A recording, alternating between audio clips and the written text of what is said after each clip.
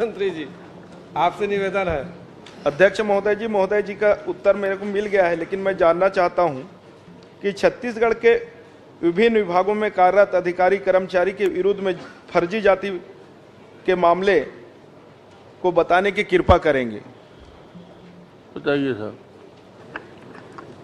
माननीय अध्यक्ष महोदय, छत्तीसगढ़ राज्य के शासकीय विभागों में कुल 232 अधिकारी कर्मचारियों के विरुद्ध फर्जी जाति प्रमाण पत्र का शिकायत करने संबंधी विभिन्न विभागों को हमने पत्र भेजा है और उसमें वर्तमान में कुल 102 अधिकारी कर्मचारियों के विरुद्ध कार्यवाही लंबित है।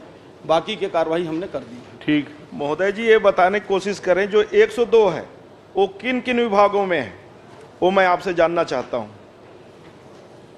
माननीय अध्यक्ष महोदय, जो 102 है 60 प्रकरण विभाग स्तर पर जांच की कार्यवाही की प्रक्रियाधीन है।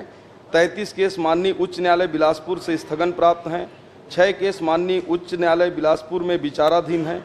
2 केस जो है उच्च स्तरीय प्रमाणीकरण छानबीन समिति में अन्वेषणाधीन है और 1 केस सेवानिवृत्ति के पश्चात